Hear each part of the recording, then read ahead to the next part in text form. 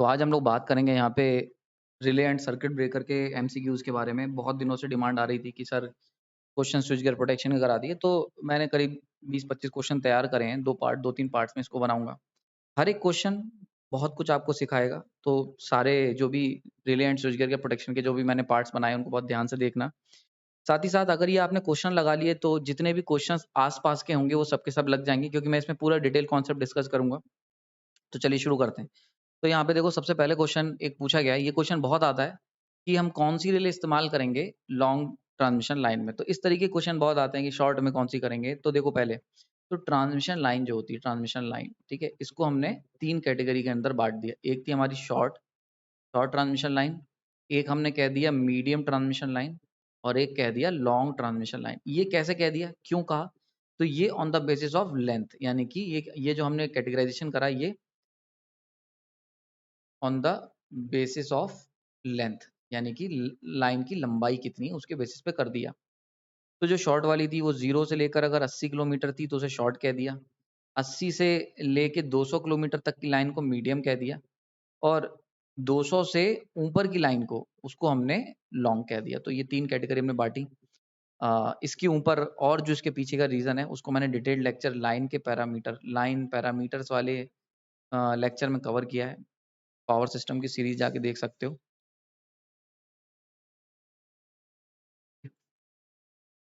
ठीक है, तो यहाँ पे ये इसको मैंने डिटेल में इस पर्टिकुलर पार्ट में डिस्कस करा है, लाइन पैरामीटर का यूट्यूब पे पड़ा हुआ है। टेक इनसाइट करके मेरी सीरीज़ है, वहाँ पे जानते ही होंगे आप लोग, तो उसके अंदर जाके देखना। तो ये पावर सिस्टम के लेक्चर्स में इसको आपको मिल जाएगा, पावर सिस्टम की सीरीज़ में। तो बेसिकली हमने 3 कैटेगरी में बाँटा, ठीक है?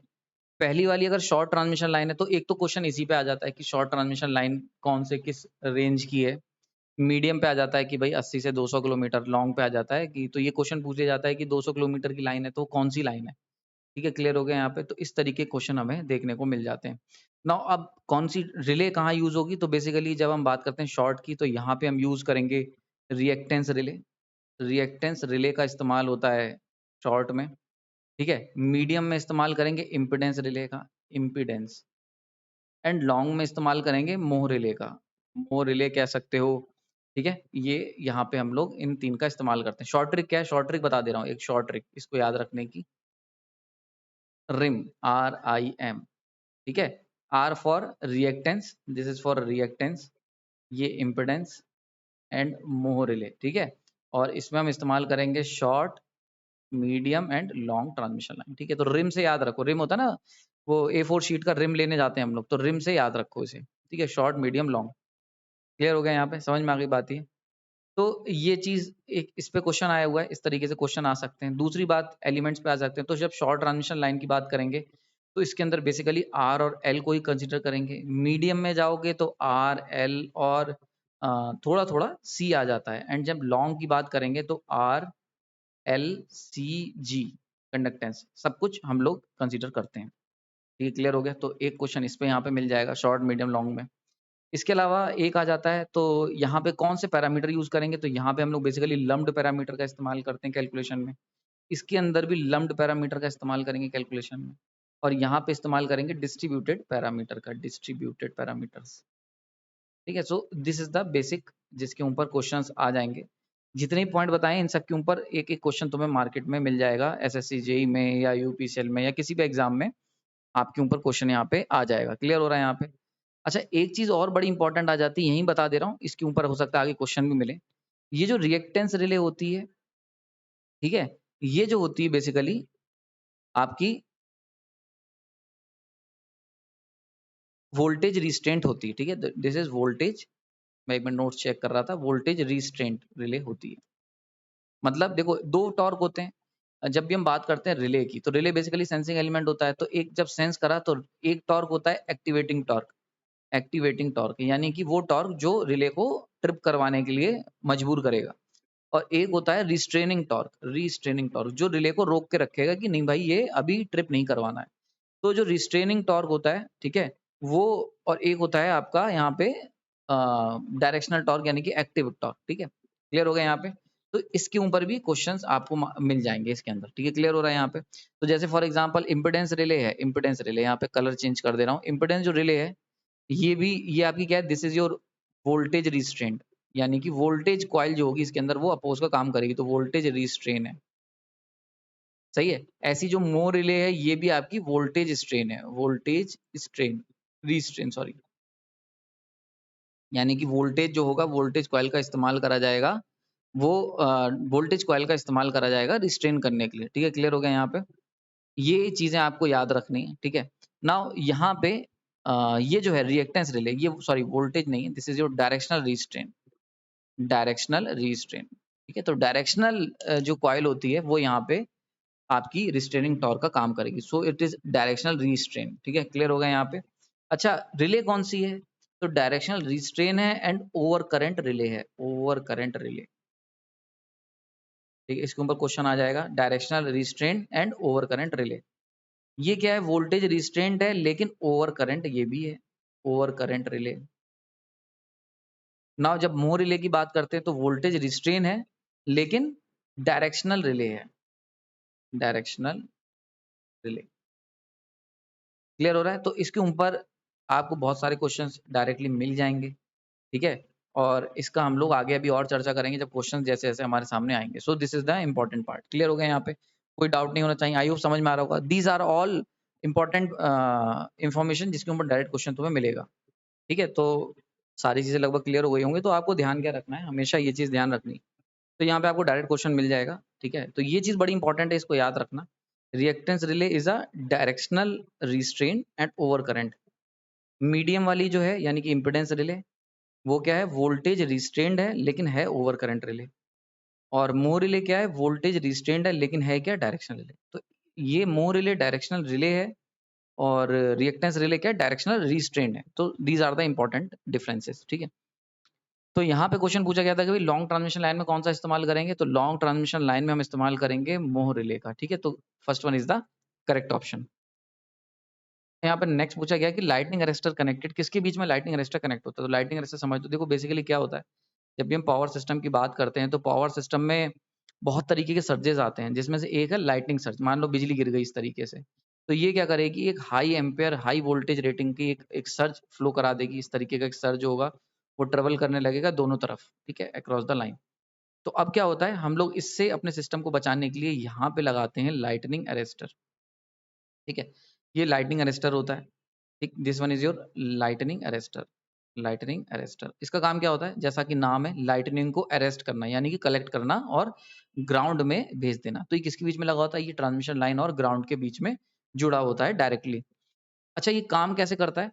तो देखो सबसे पहले इंपॉर्टेंट चीज़ आ जाती है यहाँ पे। तो यहाँ पे जब नॉर्मली क्या होता है, नॉर्मली नॉर्मली इसका नॉर्मली यानी कि जनरल जब नॉर्मल हेल्दी कंडीशन चल रही होती है, नॉर्मली का मीन्स हो गया ड्यूरिंग हेल्दी कंडीशन, यानी कि जब पावर सिस्टम तुम्हारा बढ़िया से काम कर रहा है, कोई टेंशन नहीं, उस समय इसका सर्ज अरेस्टर का जो इम्पीडेंस होता है, यानी कि इम्पीडेंस ऑफ सर्ज अरेस्टर, वो कितना होता है? वो बहुत ही हाई होता है। ठीक है? बहुत हाई होता है तो करंट जो होता है नॉर्मली ऐसे करके आगे निकल जाता है, इस पाथ को नहीं छोड़ता है। तो ये एक तरीके का ओपन सर्किट एक्ट करता है, और हम कह सकते हैं और ओपन सर्किट। तो लाइटनिंग अरेस्टर जो ग्राउंड और लाइन के बीच में लगा होता है, वो नॉर्मली यानी कि हेल्दी कंडीशन में ओपन सर्किट की तरह वर्क करेगा। नाउ जैसे ही फॉल्ट होता है, फॉल्ट यानी कि और ड्यूरिंग सर्जेस, जब सर्ज आएँगे, सर्ज किसी भी तरीके का आ सकता है, लाइटनिंग सर्ज आ सकता है, शॉर्ट सर्किट की वजह से सर्ज आ सकता है, फॉल्ट की वजह से आ सकता है। तो जब भी सर्ज आएगा पिक्चर में, तो इसकी वजह से जब जैसा ये होगा तो पर्टिकुलर ये जो लाइटनिंग अरेस्टर है, ये क्या करेगा? ये इसका जो इम्पीडेंस है सर्ज अरेस्टर का, वो क्या हो जाएगा? लो हो जाएगा, ठीक है? And it will act as a short circuit.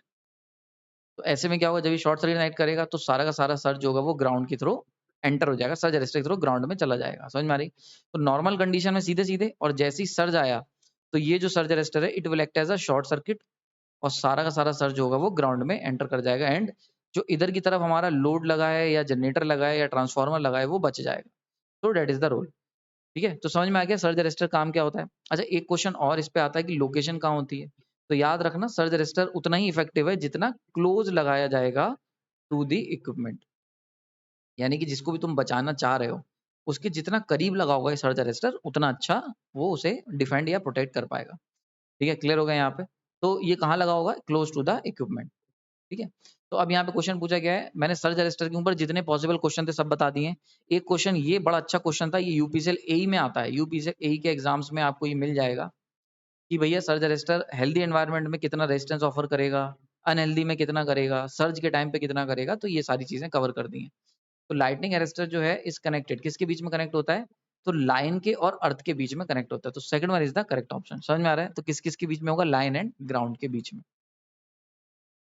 Next यहाँ पे पूछा गया है कि what is the main function of relay. ठीक है, तो रिले का मेन फंक्शन क्या है, इसके बारे में यहाँ पे क्वेश्चन चर्चा की गई है। तो रिले देखो क्या होता है, relay is basically the brain. ठीक है, प्रोटेक्शन सिस्टम का ब्रेन होता है, जो क्या करता है? सेंस करता है फॉल्टी कंडीशंस को, और उसके बाद क्या करता है? ये जनरेट करता है ट्रिप सिग्नल, और ये जो ट्रिप सिग्नल होते हैं ये पहुंचते हैं सर्किट ब्रेकर में, एंड सर्किट ब्रेकर काम करते हैं हैंड्स का, यानी कि कह सकते हो मेक और ब्रेक का काम करते हैं सर्किट ब्रेकर। तो मेक और ब्रेक का काम कौन करेगा? सर्किट ब्रेकर, सर्किट को तोड़ने या फिर जोड़ने का। और रिले क्या करेगी? ये केवल सेंसिंग का काम करती है। ठीक है, पहली बात तो ये हो गई। ठीक है, क्लियर हो गया यहाँ पे? तो ये सिग्नल जनरेट करती है ओपन सर्किट ब्रेकर को ओपन करने के लिए या फिर क्लोज करने के लिए। अब ऐसा काम करने के लिए इसे स्मॉल अमाउंट ऑफ पावर की जरूरत पड़ती है। ये जो स्मॉल अमाउंट की पावर है जो रिले कंज्यूम करती है ऑपरेशन करने के लिए, इसको हम कहते हैं बर्डन। ना इसके ऊपर भी बहुत सारे एमसीक्यू आए हुए हैं। ठीक है, तो बर्डन पे तुम्हें क्वेश्चन मिल जाए। यार देखो, ये जो पर्टिकुलर यानी कि ये जो मेंबरशिप वाली जो वीडियोस हैं, इसके अंदर मैं जो भी बता रहा हूँ ना, जो भी एमसीक्यू हम लोग सॉल्व कर रहे हैं, मेरा फोकस केवल वो एमसीक्यू नहीं है। मेरा फोकस है कि उस टॉपिक से जुड़े हुए जितने भी एमसीक्यू हैं वो सबके सब आपके सॉल्व हो जाएं। तो इसीलिए हमारी ये कोशिश रहेगी कि जितने भी एमसीक्यू जो जुड़े हुए हैं वो सबके सब हम सॉल्व करवा सकें। तो इसलिए मैं जो भी पॉइंट बता रहा हूँ उन पर डायरेक्ट एमसीक्यू तुम्हें मिल जाएगा। ठीक है, तो it will known as burden, बहुत इंपॉर्टेंट, स्टार मार्क कर लेना। तो वो जो छोटी सी पावर जो रिले कंज्यूम करती है वो बर्डन की तरह होता है सिस्टम की, इसीलिए उसको हम लोग बर्डन कहते हैं। ठीक है, नाउ अब ये तो ये रही रिले की बात। ठीक है, नाउ एक चीज और, रिले अपना प्रोसेस करने के लिए क्या करती है? रेगुलेट करती, basically regulate current in the control circuit. यानी कि बेसिकली रिले कर क्या रही है? रिले जो वो सर्किट है जो भी उसको कंट्रोल करने को दिया गया है उसके अंदर के करंट को रेगुलेट कर रही है। समझ में आ रही बात? ये तो यहीं से ये क्वेश्चन आया हुआ है, what is the main function of relay. तो एम्पलीफाई नहीं कर रही है, स्टोर नहीं कर रही है, नन ऑफ द दीज नहीं है, control the flow of current in the circuit. तो that is the important part. तो रिले क्या कर रही है भैया? मेन फंक्शन ऑफ रिले क्या है?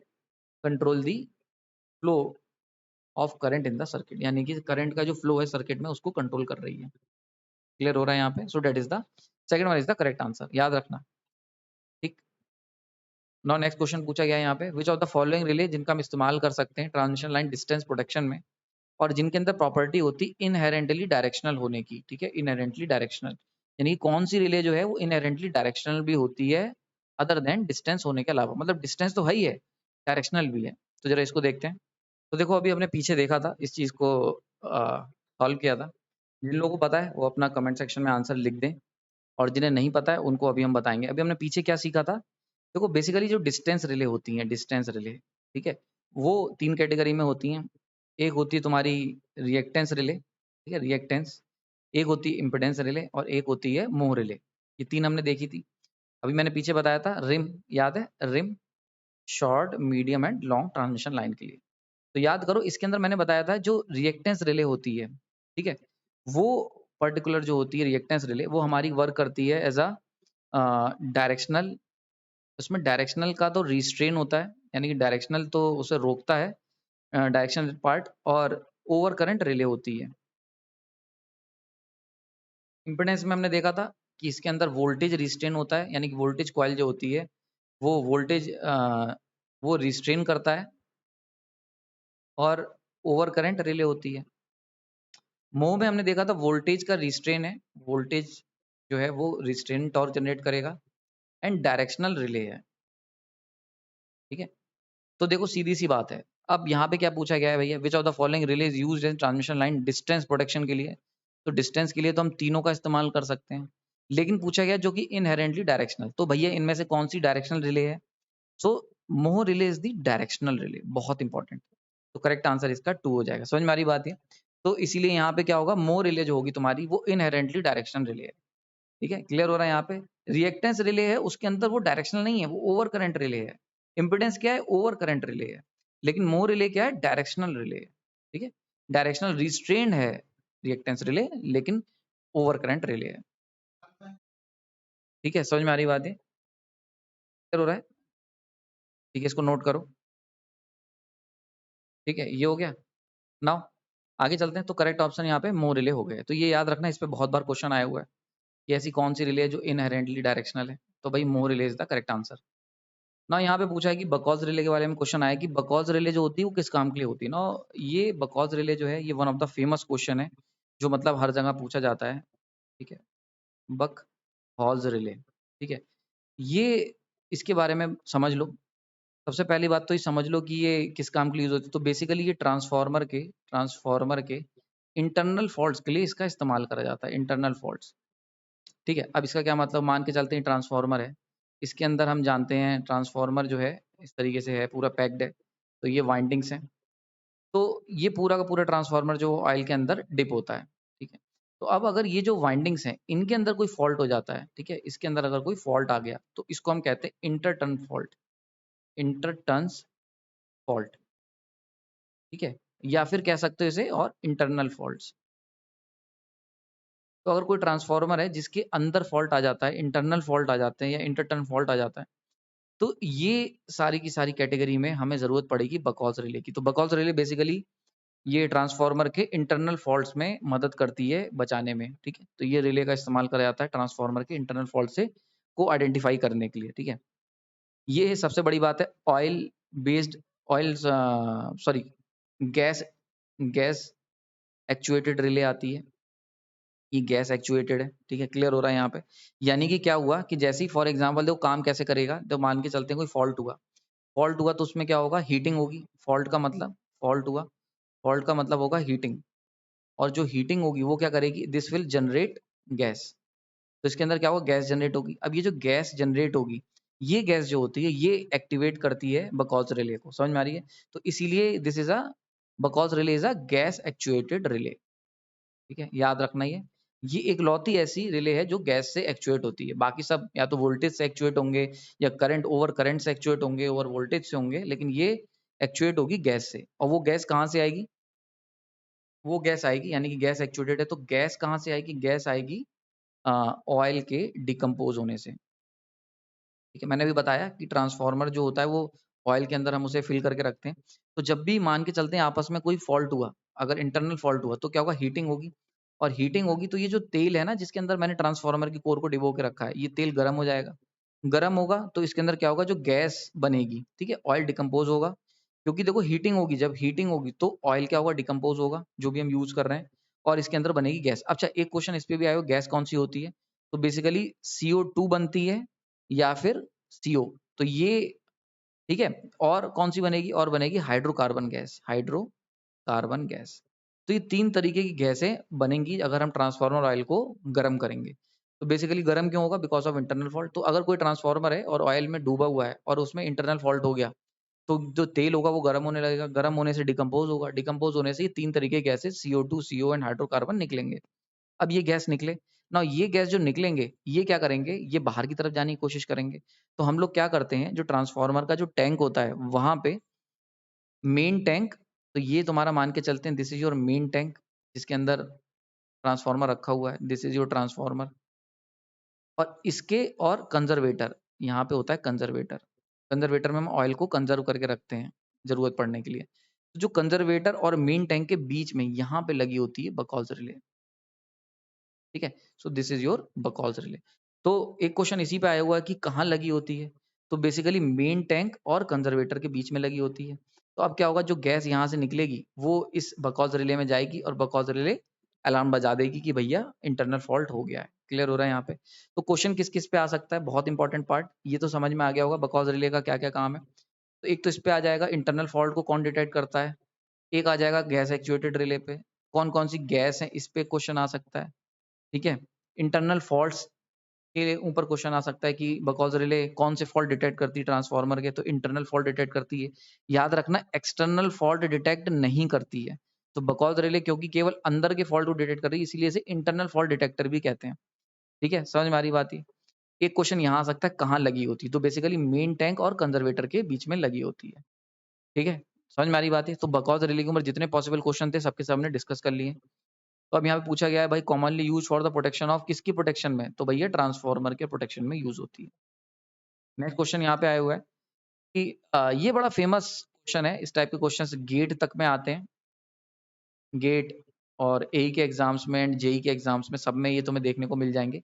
इसमें हमें पूछा गया है प्लग सेटिंग मल्टीप्लायर निकालना है। तो बेसिकली जो पीएसएम की जो वैल्यू होती है वो होती है तुम्हारी fault current divide by plug setting into सीटी रेशियो, सीटी का रेशियो। ठीक है, नाउ यहाँ पे ये जो प्लग सेटिंग है ये क्या होता है? ये होता है तुम्हारी रिले की क्या सेटिंग है, रिले की setting into secondary of secondary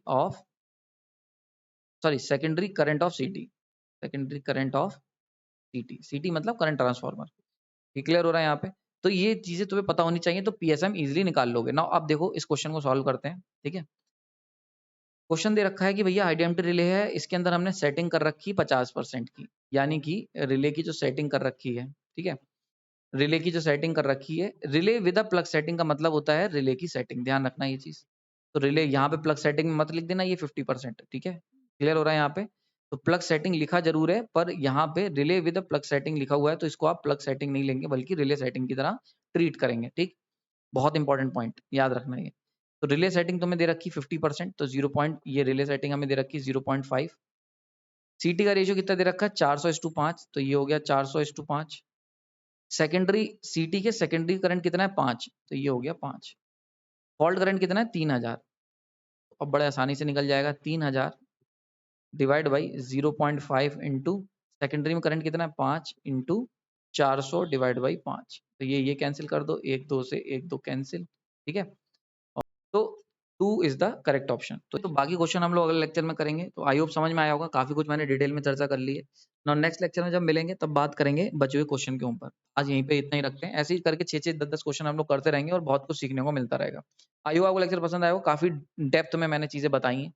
तो नेक्स्ट लेक्चर में इसके आगे के क्वेश्चंस को सॉल्व करेंगे रिले के। ठीक है, तब तक के लिए धन्यवाद।